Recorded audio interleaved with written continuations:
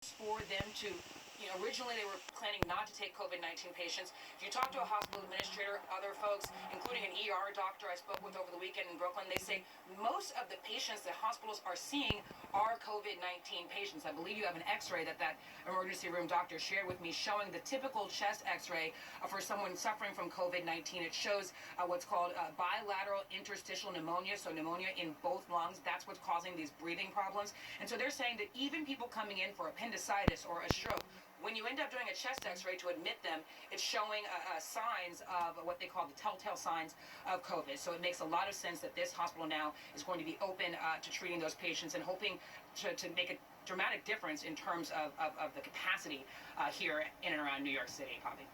Jim. Okay. Well, joining us now, Deanne Criswell. She's Commissioner of the New York City Emergency Management Department, one of the people leading New York's response to this. Always good to have you on. I would like to check in with you every week as you go through this.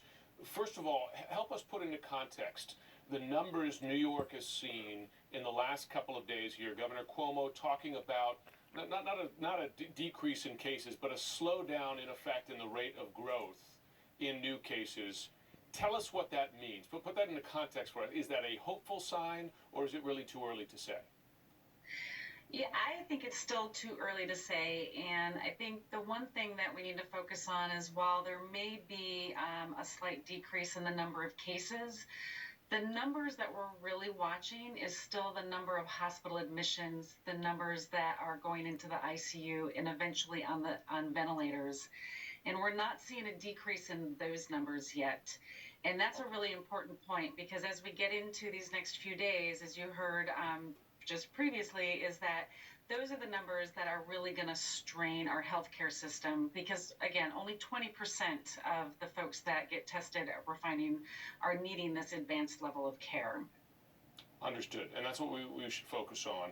When we spoke a couple of weeks ago, you said at the time New York needed thousands, not hundreds, of ventilators as were being offered by the federal government. Today, as I'm sure you're aware, a new report from the Inspector General for the Department of Health and Human Services has found severe and widespread shortages, I'm quoting, from communities across the country.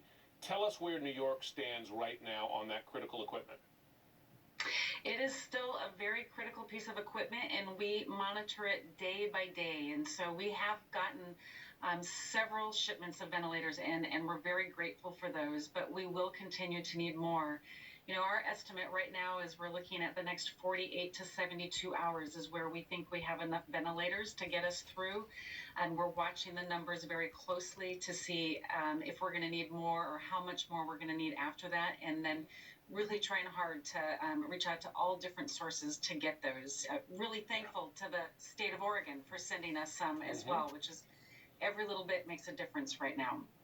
Yeah, I heard about that. As other states, they come off their peaks, it's nice to see that they're sharing there. But we still have this dynamic, state to state, where states are bidding against each other for crucial equipment. You even had a Republican governor, Asa Hutchinson, talk about how difficult that is for his state.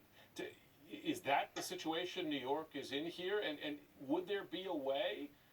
Have you asked the federal government to step in and say, hey, stop this sort of, eBay, right, for critical medical equipment?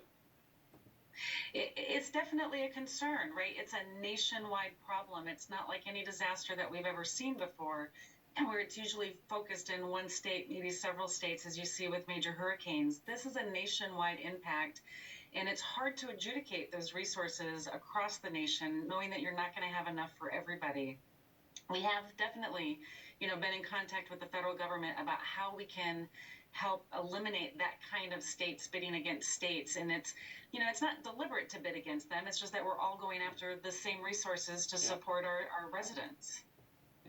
Well, it's a remarkable reality. Listen, Deanne Criswell, it's always good to check in with you.